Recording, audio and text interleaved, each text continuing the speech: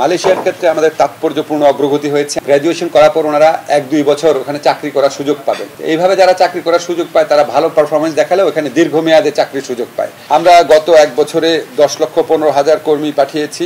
আপনারা জানেন মিডল ইস্টে যে পরিস্থিতির কারণে ওখানে আমাদের প্রবাসী ভাইরা জুলাই গণঅভ্যুত্থানের সাথে সংহতি জানিয়ে ওনারা আন্দোলন করেছেন। এই জন্য অনেককে ফেরত আসতে হয়েছে। কোনো দেশ আবার, আমি আগেই বলেছি আপনাদের, ওনারা আমাদের কাছে হিরো। জুলাই গণঅভ্যুত্থানের সাথে সংহতি জানানোর জন্য নিজের জীবন জীবিকাকে উপেক্ষা করে ওনারা আন্দোলনে গেছেন, কিন্তু ওই দেশের চোখে তো ওনারা আইন ভঙ্গকারী। তো এটার একটা ইম্প্যাক্ট পড়েছিল আপনার শ্রম বাজারে। এখন পর্যন্ত আমরা সংযুক্ত আরব আমিরাতে লোক পাঠাতে পারি না। এরকম চ্যালেঞ্জের মুখেও গত বছর আমরা অন্যান্য বছরের মতোই লোক পাঠাতে পেরেছি। বেশি পাঠাতে পারি নাই, বয়েসেলের মাধ্যমে একটু বেশি পাঠিয়েছি, সরকারিভাবে 4% মতো বেশি পাঠিয়েছি, কিন্তু টোটাল সংখ্যা তেমন একটা বাড়ে নাই, বরং বলতে পারেন আগের চেয়ে সামান্য কমেছে। কিন্তু এরপরও আমাদের প্রবাসী ভাইরা আমাদের প্রতি যে ভালোবাসা, আমাদের প্রতি যে সহযোগিতাটা অব্যাহত রেখেছেন আগের চেয়ে অনেক বেশি। এটা প্রমাণ হচ্ছে আমরা আগের অর্থ বছরের তুলনায় রেমিটেন্স আপনার 24% বৃদ্ধি পেয়েছে। এটা একটা বিগ নাম্বার। 1 বছরে 24% বৃদ্ধি পেয়েছে। মালয়েশিয়ার ক্ষেত্রে আমাদের তাৎপর্যপূর্ণ অগ্রগতি হয়েছে। আমি মাল্টিপল ভিসার কথা বলেছি।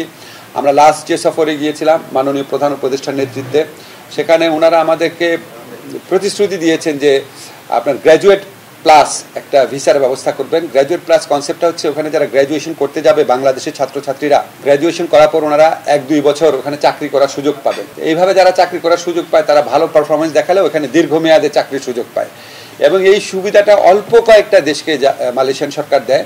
তো আমাদেরকে ওনারা নিশ্চয়তা দিয়েছেন এটা করে দিবেন। এখনও সিদ্ধান্ত দেন নাই, কিন্তু এর আগে যে নিশ্চয়তাগুলো দিয়েছেন এগুলি যেহেতু ওনারা পালন করেছেন, কাজে আমরা আশা করতে পারি এটাও দ্রুত হয়ে যাবে।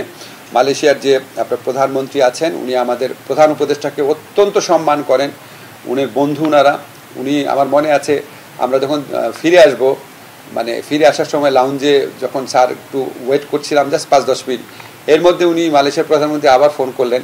ফোন করার পর স্যারের সাথে কথা হলো। তারপর স্যার ফোনটা রাখার পর খুব খুশি মনে বললো যে কালকে আনোয়ার ইব্রাহিম সাহেব ফোন করেছিল, তো কালকে ওনারা ইয়েতে বসবে, ক্যাবিনেট মিটিংয়ে বসবে, আমাদের কি জন্য কি দেওয়া যায় ওই ব্যাপারে সিদ্ধান্ত নেওয়ার জন্য।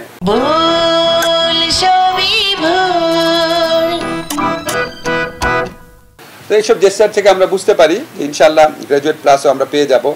তারপর আপনারা জানেন মালয়েশিয়াতে আমাদের যারা শ্রমিক ছিল, যারা যেতে পারে নাই, তাদের মধ্যে থেকে প্রায় 8,000 জন শ্রমিকের প্রথম স্তরে ওনারা নিচ্ছে। আপনারা প্রশ্ন করতে পারেন যে বাকিরা না কেন? কারণ আমরা যখন কাগজপত্র চেক করে দেখলাম যে কাট অফ ডেট যে ছিল 31 মের মধ্যে ভিসা এবং বিমানের টিকিট ছিল 7,900 জন মানুষেরই, বাকিদের ছিল না।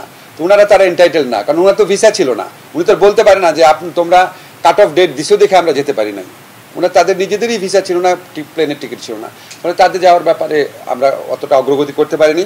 7,900 জনের ব্যাপারে অগ্রগতি হয়েছে। ওনারা বয়েসেলের মাধ্যমে নিতে রাজি হয়েছেন, আমাদের কার্যক্রম শুরু হয়েছে। মালয়েশিয়া আজকে আপনার খবর পেয়েছেন যে শ্রমবাজার উন্মুক্তকরণের পদক্ষেপ নেওয়া হয়েছে। আপনারা সবাই, আপনাদের মনে প্রশ্ন থাকে যে মালয়েশিয়ার সিন্ডিকেটের ব্যাপারে কি হলো না হলো। আপনাদেরকে আমি ক্যাটাগরিক্যালি বলতে চাই, আমরা মালয়েশিয়ার সাথে যত আলোচনা হয়েছে, এর আগে জয়েন্ট ওয়ার্কিং গ্রুপের আলোচনা হয়েছে, আমাদের সারোয়ারও ছিল, সম্ভবত সালে ভাইও ছিল, আমরা ক্যাটাগরিক্যালি বলেছি আমাদের সব রিক্রুটিং এজেন্টদেরকে সুযোগ দাও। এবারও গিয়েছি, বলেছি সব রিক্রুটিং এজেন্টকে সুযোগ দাও। মনোপলি হলে শ্রমিকরা প্রতারিত হয়, যাওয়ার খরচ বেড়ে যায়, মনোপলি হলে অনেক ধরনের দুর্নীতি হয়। বলেছি যে শ্রমবাজার মানে সব রিক্রুটিং এজেন্টকে সুযোগ দেওয়া হয়। তারপর তো গতবার আলোচনার সময় তারা বলেছে তোমাদের তো রিক্রুটিং এজেন্ট কয়েক হাজার, আর অন্যান্য দেশে তো কয়েকশো। ফিলিপাইন বলেন, পাকিস্তান বলেন, ইন্ডিয়া বলেন, নেপাল বলেন, সবার হচ্ছে কয়েক শত, 150 থেকে 400-র মধ্যে, আর আমাদের রিক্রুটিং হচ্ছে 4,000। এই প্রসঙ্গ যখন তুলেছে তখন আমি বলছি তাহলে ওদেরকে যতগুলা দাও আমাদের অন্তত ততগুলা দাও। তুমি যদি পাকিস্তানকে দাও 400, তাহলে আমার অন্তত 400 দাও। এটাও বলেছি যখন এই যুক্তি দিয়েছে। তারপরে বলেছি যে যদি শ্রমিক এই বছর কম না, আমরা যেমন শুনতেছি 30,000 শ্রমিক নেবে, তাহলে বয়েসেলকে দিয়ে দাও, আমাদের সরকারি প্রতিষ্ঠানকে দিয়ে দাও, তাহলে তো শ্রমিকরা প্রতারিত হবে না। আমরা আমাদের মতো সর্বোচ্চ প্রচেষ্টা চালিয়ে যাচ্ছি। বাট আপনাদের মনে রাখতে হবে মালয়েশিয়া একটা সভরেইন কান্ট্রি, আমরা তো তাদেরকে ফোর্স করতে পারি না, ঠিক না? আমাদের সাথে মালয়েশিয়া আগের গভর্নমেন্টের আমলে চুক্তি হয়ে আছে যে আমরা রিক্রুটিং এজেন্টদের লিস্ট পাঠাবো, লিস্ট দেখে তারা ডিসাইড করবে, এটা চুক্তিতে আছে। তো চুক্তি কি আমি কি জোর করে চেঞ্জ করতে পারি? আমি কনভিন্স করার চেষ্টা করছি, অনেকভাবে বোঝানোর চেষ্টা করছি, and hoping for the best, but I don't know what will come at the end of the day. ঠিক আছে, আমরা চেষ্টা করছি।